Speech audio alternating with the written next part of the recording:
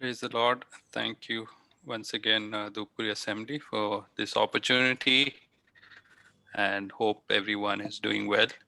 I'm sitting in the darkness right now, praying that the lights will come soon. The electricity is gone for the whole day. It's been giving us problem, and it's gone 6 o'clock, or before 6 o'clock it went, and still it has not come. So pray that the electricity will come soon. And my pray that yeah सबको जय मसीह। मैं today और फिर एक बार आप लोगों के साथ जुड़ पाया, इसलिए प्रभु को धन्यवाद देता हूँ। मैं अंधेरे में बैठा हूँ क्योंकि मेरे घर में करंट नहीं है और सुबह 6 बजे से पहले ही करंट चला गया। अभी तक करंट वापस नहीं आया, तो थोड़ा सा समस्या में है। इसलिए प्रार्थना कीजिए कि करंट जल्दी से जल्द आए।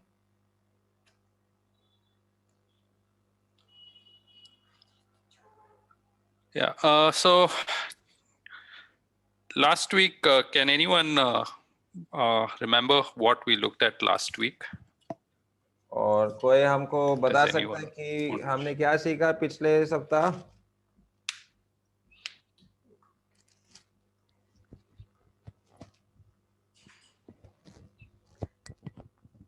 Hope after death.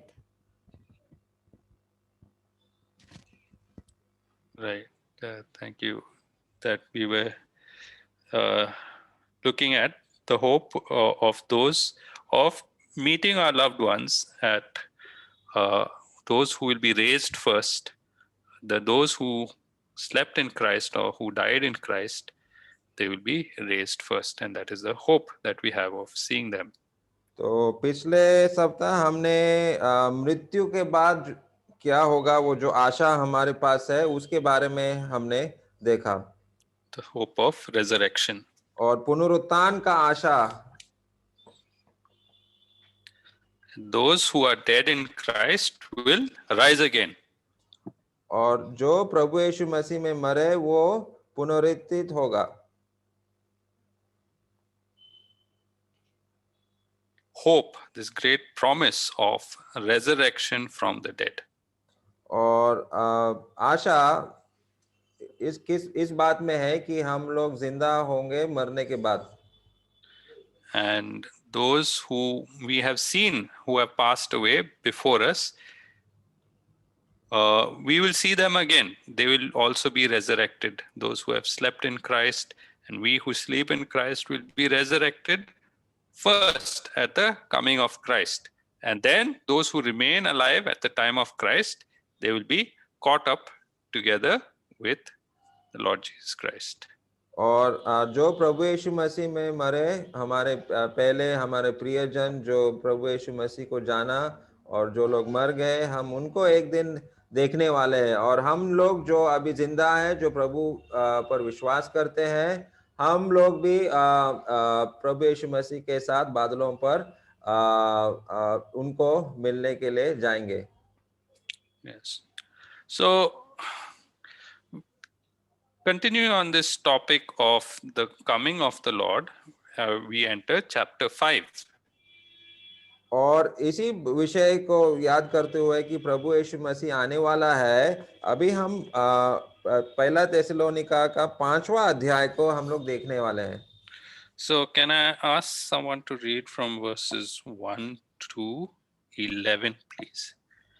तो 1 से 11 तक हम लोग पढ़ेंगे। 1 से 11 मैं ही पढ़ता हूँ यहाँ पर। पहला थिस्सलुनीका 5 1 से 11। पर हे भाइयों, इसका प्रयोजन नहीं कि समयों और कालों के विषय में तुम्हारे पास कुछ लिखा जाए, क्योंकि तुम आप ठीक जानते हो कि जैसा रात को चोर आता है, वैसा ही प्रभु का दिन आने वाला है। जब लोग कहते होंगे कुशल है और कुछ भय नहीं, तो उन पर एकाएक विनाश आ पड़ेगा। जिस प्रकार गर्भवती पर पीड़ा और वे किसी रीति से न बचेंगे। पर हे भाइयों, तुम तो अंधकार में नहीं हो कि वह दिन तुम पर चोर के समान आ पड़े, क्योंकि तुम सब ज्योति के संतान और दिन की संतान हो। हम न रात के हैं न अंधकार के हैं, इसलिए हम दूसरों के समान सोते न रहे, पर जागते और सावधान रहे, क्योंकि जो सोते हैं वे रात ही को सोते हैं, और जो मतवाले होते हैं वे रात ही को मतवाले होते हैं।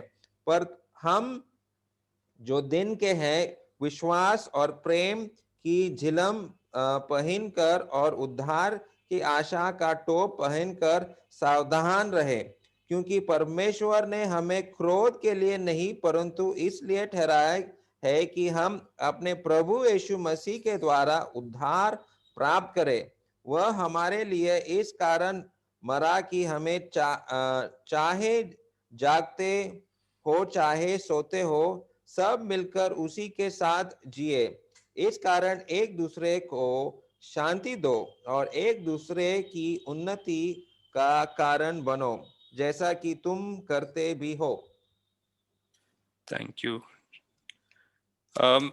So this is a short passage, but there's so many things here that we could dig into this and we could talk about it for so many days.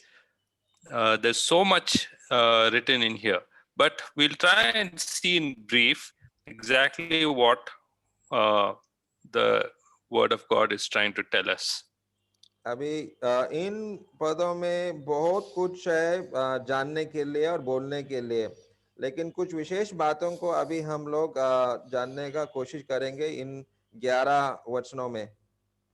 So the first thing he's talking about here is concerning the times and seasons. और पहला वचन में ऐसा लिखा कि इसका प्रयोजन नहीं कि समयों और कालों के विषय तुम्हारे पास कुछ लिखा जाए। So here he's talking about the teaching of the Lord Jesus Christ about his second coming, or when the end of the days will come, or the end times. और ये जो यहाँ पर पहला पद में जो बोला गया है कि वो अंतिम दिन में और जो शिक्षा प्रभु यीशु मसीह ने सिखाया था कि अंतिम दिनों में क्या होने वाला है, उन बातों के बारे में यहाँ पर बोला गया। So this teaching was given to the people of Thessalonica, and they were aware of the teachings, because he says, I don't need to write to you about these things. और यहाँ पर ये जो अंतिम दिन में क्या क्या घटना होने वाले हैं, ये सारे बातें उनको पहले ही बोल के दिया गया था, क्योंकि वहां पर लिखा है कि इन बातों के लिए मैं तुम्हें इस विषय में तुम्हारे पास कुछ लिखा जाए। But he's reminding them here about some important things about the coming of the Lord. लेकिन कुछ विशेष बातों को यहाँ पर बोला गया है कि जब प्रभु यीशु मसीह आएगा क्या होगा। So we need to understand these verses in the light of the teachings of the Lord Jesus Christ about the end times. और हमको ये चीजें याद करना है कि प्रभु यीशु मसीह ने क्या सिखाया था अंतिम दिनों में, और उसको याद करते हुए इन वचनों को हम लोग देखना चाहिए। So it's very important to understand the background and the teaching which the Lord Jesus Christ has given, especially in Matthew chapter 24 and 25. These are very long passages, and we won't really go into those passages because it's quite long and there's so much written there. और अभी ये सारे बातें जो प्रभु यीशु मसीह ने सिखाया था कि अंतिम दिन में क्या होने वाला है, ये मत्ती का 24 और 25 अध्याय में लिखा गया है। अभी ये सारे वचनों को हम पढ़ने वाले नहीं है, लेकिन थोड़ा सा जानकारी वहां से हम लोग लेने वाले हैं।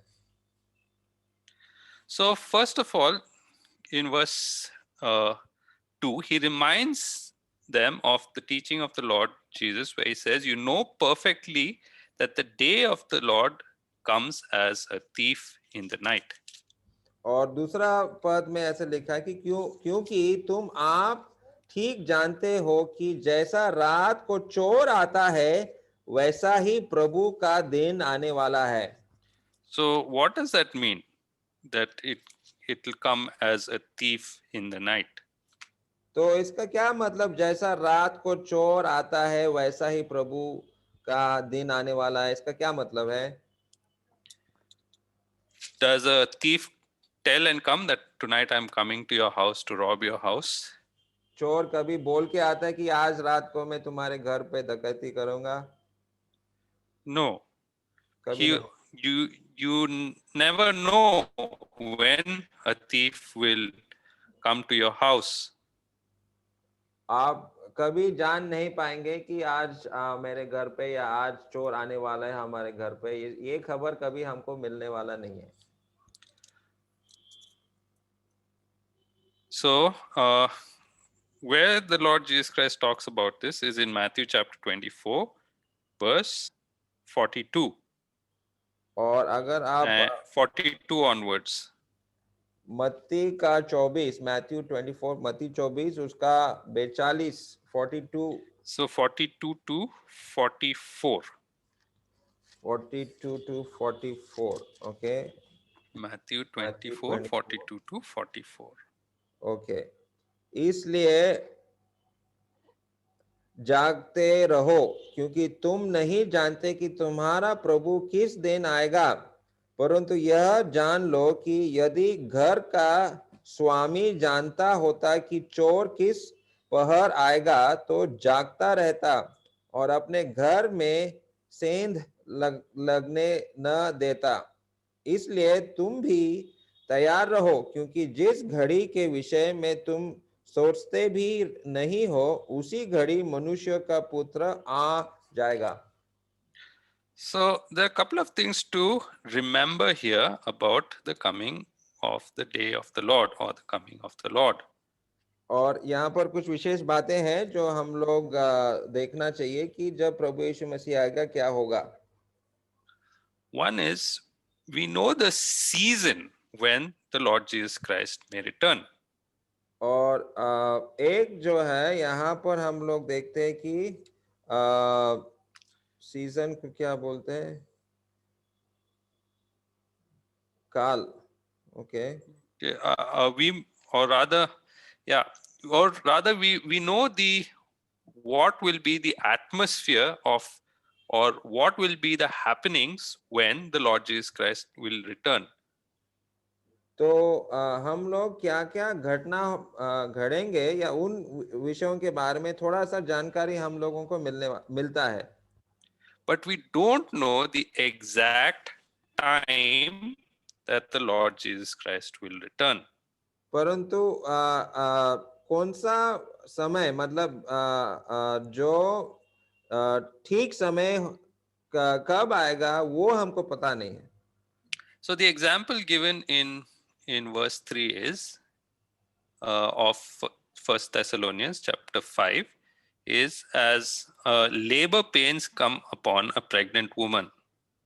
और ये 5वां अध्याय पहला थिस्सलुनीका 5 में ना, 5:3 में. ओके, 5:3 में जब लोग कहते होंगे कि कुशल हो और कुछ भय नहीं तो उन पर एकाएक विनाश आ पड़ेगा जिस प्रकार गर्भवती पर पीड़ा.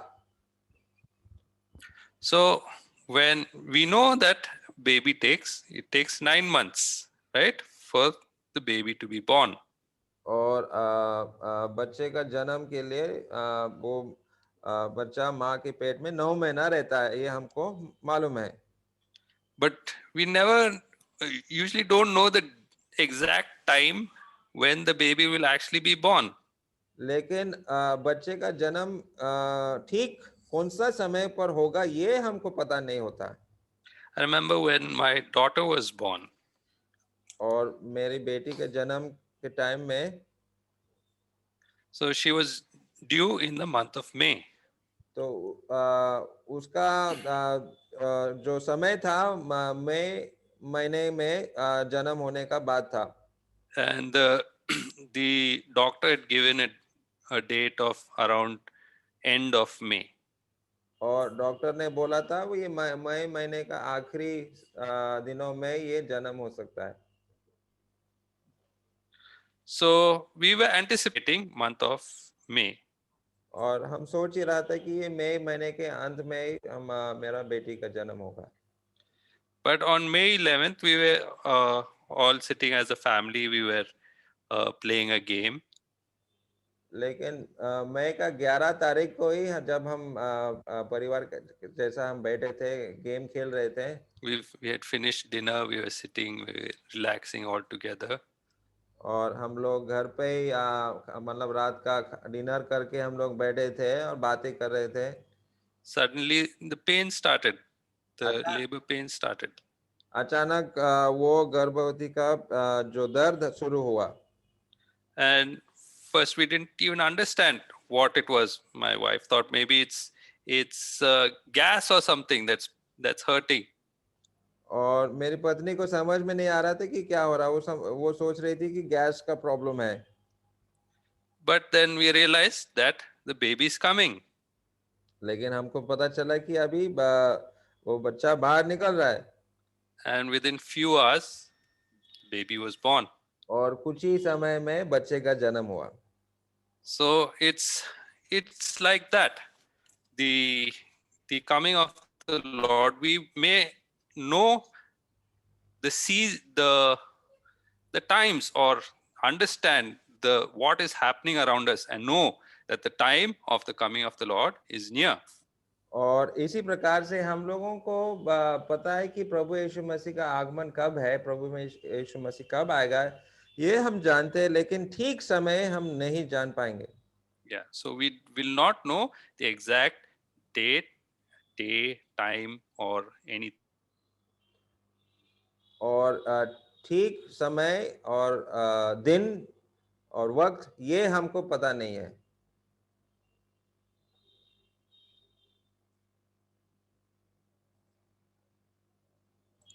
ओके, या continue. Okay, so the same way. So this is the example that is being given to the church at Thessalonica. Say it will be expected. और यही उदाहरण जो है थेसलोनिका का मंडली को दिया गया, एक गर्भवती महिला के तरफ जो दर्द होता है उसी प्रकार से उसी प्रकार का समय होगा जब प्रभु यीशु मसीह आएगा। So the message for the church is that be alert, for you don't know the exact time when the Lord Jesus Christ will return. तो संदेश क्या है हमारे लिए कि हम लोग Can you hear me? या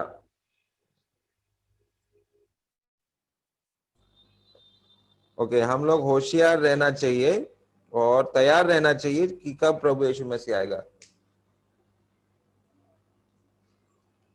So why is he giving this instruction, or why is he reminding the church of or telling the church that they should be alert?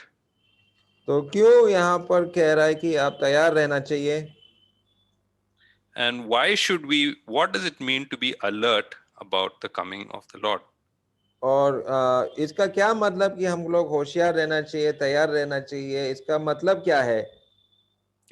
So when we think about the example of the house, of a thief coming to the house, जब हम इस उदाहरण को देखते हैं कि जब चोर हमारे घर पे अगर आएगा, so we don't know if a thief will come tonight, or if someone is watching a house or wants to come and rob a house.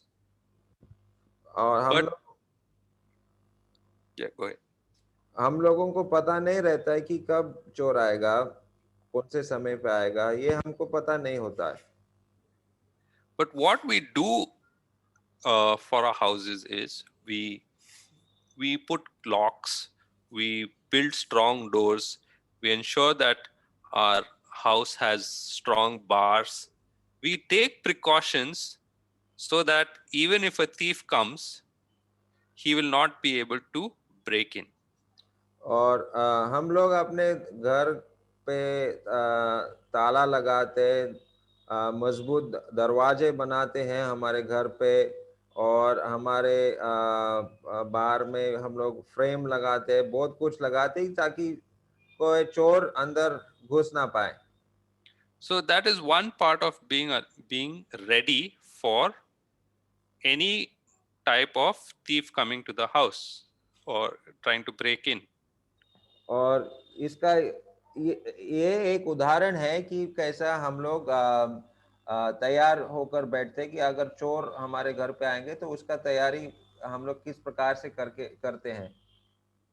Another thing that people do is they keep a watchman. दूसरा चीज जो लोग करते हैं वो रात को लिए एक वॉचमैन को रखते हैं. And we know all over India we have this person going around shouting "Jagte raho" or beating a drum or ringing a bell or doing something. और बहुत जगहों में खास करके बड़े शहरों में इस प्रकार के हम लोग देखते हैं कि एक आदमी रात को थोड़ा आवाज करके वो वॉचमैन का ड्यूटी करता है और चिल्लाता रहता है कि जागते रहो, और उसका काम ये रहता है कि कोई चोर आने से वो बुलाता है या बोलता है. The other thing people do these days is they have cameras fitted around the house. और एक चीज आज के जमाने में लोग करते हैं, वो सिक्योरिटी कैमरा रखते हैं. And all this is so that there can be some kind of vigilance or some constant watch on what is happening to see if there are any intruders coming. और ये सब चीजें क्यों करते हैं, ताकि हम लोग एक प्रकार का नजर रख सकते हैं कि भाई कौन आ रहा है, कौन जा रहा है, इसका खबर हम लोग रख पाए. So, what does it mean for us as Christians, as believers, to keep a watch? और इंतजार करना या देखना या पहरा लगाना, इसका क्या मतलब है एक विश्वासी होने के नाते. And why does he say that the day should not overtake you as a thief? और ऐसा क्यों बोला गया कि एक चोर के समान ये दिन हमारे ऊपर नहीं जाना चाहिए. So, the first thing he says in verse 5 is, you are sons of light and sons of the day. We are not of the night nor of darkness. तो सबसे पहला बात यह है, 5वां वचन में ऐसा लिखा है कि तुम सब ज्योति की संतान और दिन के संतान हो.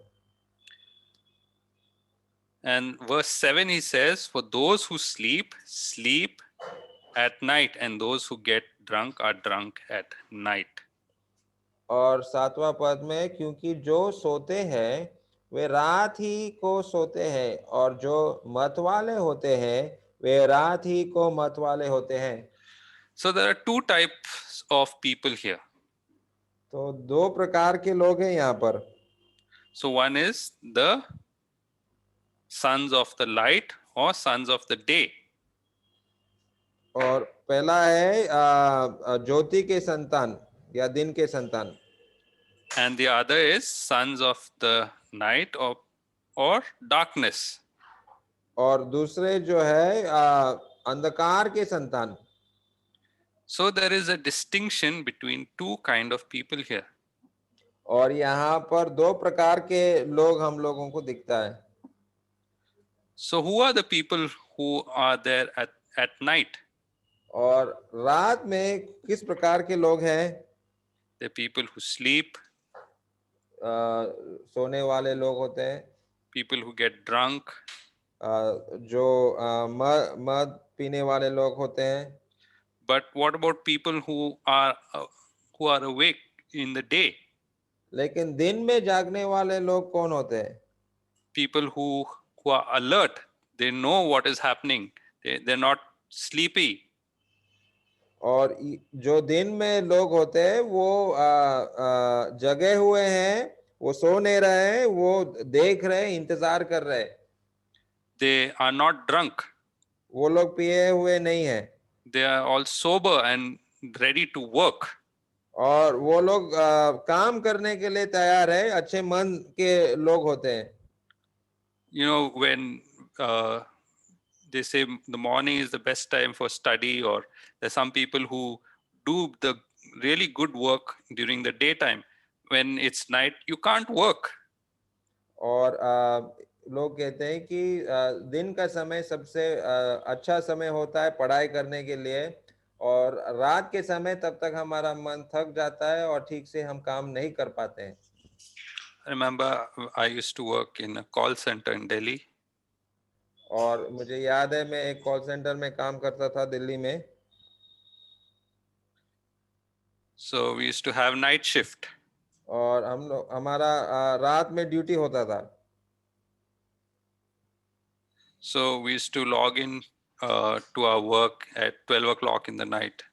और काम हमारा रात को 12 बजे शुरू होता था. And around 2 o'clock, between 2 and 4 o'clock, used to get very, very sleepy. और सुबह का 2 और 4 बजे के बीच में बहुत नींद हमारे ऊपर आ जाता था. And there used to be calls coming in, and people, so our customers were in America, they used to call us, and we used to help them with any problems with their computer. And they used to be explaining the computer problems. And many times I've gone to sleep while they're speaking to me. और ऐसा है कि उस समय 2 बजे से 4 बजे के बीच में मेरा शरीर जो है बहुत थका हुआ महसूस करता था. और जो कॉल आते थे अमेरिका से आते थे, उनका कंप्यूटर का समस्या मुझे बताते थे. लेकिन ऐसा बहुत बार मुझे याद है, मैं उनकी बातों को सुनते सुनते मैं सो ही गया ऐसा. And suddenly I'll wake up and they'll be shouting, "Can you hear me? Can you hear me? Are you there?" और अचानक वो लोग चिल्ला रहे हैं और वो लोग बोल रहे हैं, आप है क्या, आपको मेरा आवाज सुनाई दे रहा है क्या, आपको सुनाई दे रहा है क्या? Or sometimes when I'm speaking, I'll be speaking something which I don't even know what I'm speaking. या फिर ऐसा हो गया कि मैं बात कर रहा हूँ और नींद में ही मैं क्या बात कर रहा हूँ मुझे ही पता नहीं चल रहा है. So people who are either don't have the energy to do something, or they are drunk. We've all seen how drunkards roam on the roads. और हम लोग जानते हैं कि एक जो नशे से एक आदमी किस प्रकार से वो रास्ते पे चलता है, ये सारी चीजें हम जानते हैं. So there's a big difference between those who are sober, those who are sleepy, and those who are awake and those who are drunk. We can see the difference between them. और इस प्रकार से हम लोग जानते हैं कि मत वाले कैसे होता है, और जो जगह है, जो जिसका दिमाग सही रीति से काम कर रहा है वो कैसा है. तो इस प्रकार से हम लोग देखते हैं कि अंधकार के संतान क्या है और ज्योति के संतान कैसे है, हम लोग जान पाते हैं. So in the same way, we who are called sons of light and the sons of day, we who are believers, who believe in the Lord Jesus Christ, we are different from those people who are in the world. और इस प्रकार से हम लोग कह सकते हैं कि हम लोग दिन के संतान है, रोशनी के संतान है, और हम लोगों का चाल चलन किस प्रकार से होना चाहिए, जिस प्रकार, और जो अंधकार में चलने वाले लोगों से हम लोग अलग होना चाहिए. So if you go back to Matthew chapter 24 and see the teaching of Jesus in verse 45, he says, Matthew 24:45, or 44 and 45. Therefore, you also be ready, for the Son of Man is coming at an hour you do not expect. Who then is faithful, a faithful and wise servant, whom his master made ruler over his household to give them food in season? Verse 46, blessed is the servant whom his master, when he comes, will find doing so. और यहाँ पर मत्ती का 24 और 44 44 to 45 46. 44 से लेकर 46 तक। Okay, इसलिए तुम भी तैयार रहो, क्योंकि जिस घड़ी के विषय में तुम सोचते भी नहीं हो, उसी घड़ी मनुष्य का पुत्र आ जाएगा। अतः वह विश्वास योग्य और बुद्धिमान दास कौन है, जिसे स्वामी ने अपने नौकर चाकरों पर सरदार ठहराया कि समय पर उन्हें भोजन दे। धन्य है वह दास जिसे उसका स्वामी आकर ऐसा ही करते पाए। So here there is a task given to each person. और यहाँ पर एक काम दिया गया है हर एक व्यक्ति को। All those who are the servants of God, that is, where all the believers have a duty to do. और हर एक विश्वासी को एक काम दिया गया है, एक काम सौंपा दिया गया है। And we all should be busy in the work of God. और हम लोग सब उस काम में जो परमेश्वर ने हमें सौंपा है उसमें व्यस्त होना चाहिए।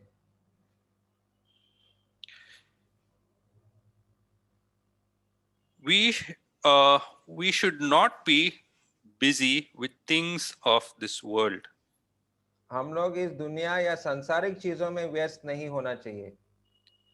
Many times we get busy focusing only on things of this world. We forget to attend meetings. We forget to go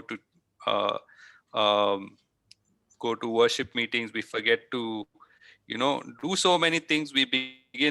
Our jobs become more important than everything else, and we lose all